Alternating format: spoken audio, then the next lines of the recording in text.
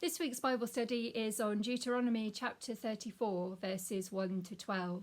And please read through the Bible passage before you watch the video.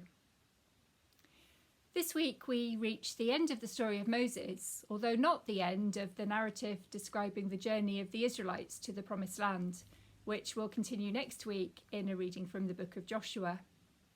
Having spent many weeks with Moses now, the reading of the story of his death seems particularly poignant, and a sense of mercy and peace and gentleness pervades the passage. If we just take a cursory look at the preceding chapters, we can see that Moses has continued to be faithful to God and tireless in his service to God and to the people.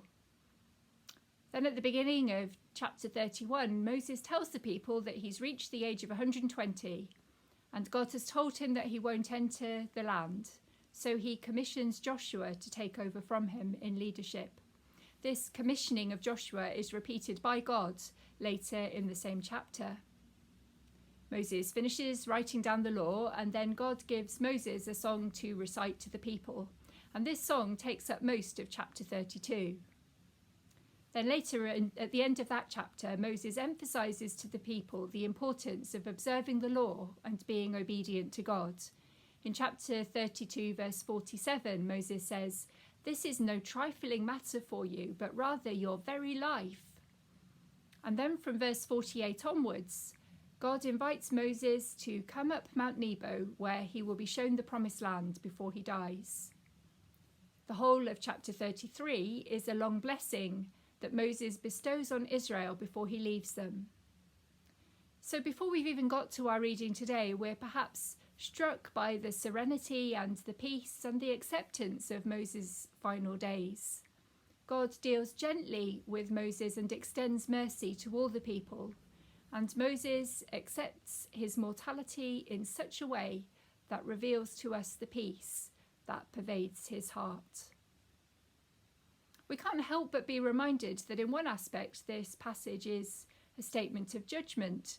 If we go back to the incident at Meribah in Exodus chapter 17, verses 1 to 7, which is also told in Numbers chapter 21 to 13, we see that because of Moses' lack of trust in God, he would not be allowed to enter the promised land.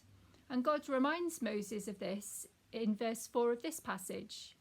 "I have let you see it with your eyes, but you shall not cross over there," God says.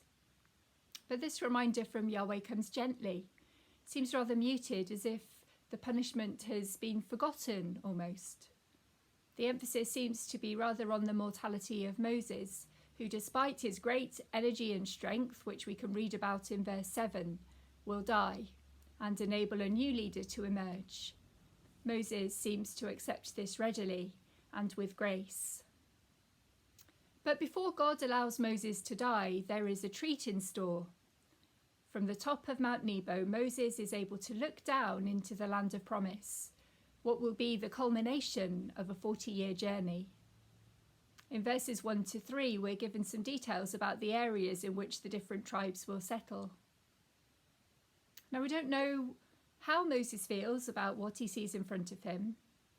If he resents not being able to take the final steps into that land, he doesn't show it. So perhaps he simply feels pleasure and relief that for the people the end is in sight. His silence seems to suggest peaceful acceptance rather than seething anger. And Yahweh is in the mood for mercy, not anger. In verse 4, God reminds Moses that God has kept the promise that was made so long ago. Leadership now moves to Joshua, and we're told that the same spirit of wisdom that was in Moses has passed to this new leader. These reminders of Moses are significant, showing that Joshua is indeed God's chosen leader at this time, and that Moses' example still lives on. The final 2 verses of this chapter remind us of the wonders that Moses performed on God's behalf, things that were amazing and terrifying. And these final verses also give Moses the credit he deserves. He was an unequalled leader in the history of Israel, and God knew him face to face. In the last few weeks, we've seen many ways in which God has called Moses to convey God's message to Israel.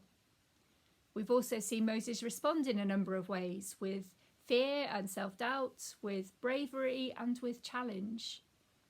But apart from on one occasion, Moses has acted with great trust and has faithfully carried out all that God has asked of him.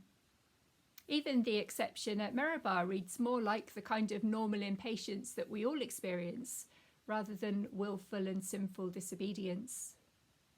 But despite of all the great things Moses did in obedience to God, or maybe because he would come to be seen as an enduring model figure, he pays a price. Perhaps this is to avoid Moses becoming the object of worship himself. After all, the people had seen Moses and knew him and could easily have transferred their devotion to him and then indirectly turned away from God. They could have seen Moses as the man God let get away with anything. They could have not taken on board the consequences of their own actions, and it was their own moaning and demanding that led to Moses' frustration and apparent lack of trust in God in the first place. As we've seen in the last couple of weeks, wherever God's justice clashes with God's mercy, mercy always wins. And it seems that we have another example of it here. The sense of holiness and veneration that we get from this passage makes us forget that Moses, like all of us, was a sinner. The people are awed by all that Moses has done, and although they fulfilled the period of mourning that was richly required, we do get the impression that their tears for Moses are heartfelt. There's a strong sense of pragmatism about this passage too, though. The people need to move forwards. They've wandered long enough. It sounds as though they observed the 30-day mourning period, but then they're ready to face the challenges that will be coming under their new leader, Joshua. Joshua may have been commissioned by Moses, but he wasn't Moses. And the things that happen later on in the story of Joshua will show that Joshua faces similar demands to Moses, and his responses are always bold and faithful. But here, in this passage, Moses has gone, and now is the time for looking forwards. There can be no more harking back to all that the people had left behind in Egypt. The promised land lies just ahead, and Joshua will be the one to lead the people into it. There are some questions you might like to consider if you would like to reflect further on this passage. So read through the passage again slowly and take note of any words or phrases that come to mind. Take notice of how the passage makes you feel and of any emotions it evokes in you. Have you ever experienced the death of a leader? What do you notice about the way in which these things are usually marked? How does this compare to the story of the death of Moses? How easy do you find it to respond to the challenge to move on? How easy do you find it to adapt to new leadership, perhaps in a church context or nationally or in some other group or institution that you're part of? When has the transfer of power gone well, and what enables this transition to take place smoothly and positively? What things hinder the transition? How do you respond to the way in which God blesses Moses with this final vision before he dies?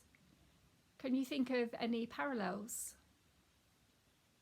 Imagine yourself in the same position as Moses. What would you like God to show you before your mortal life comes to an end?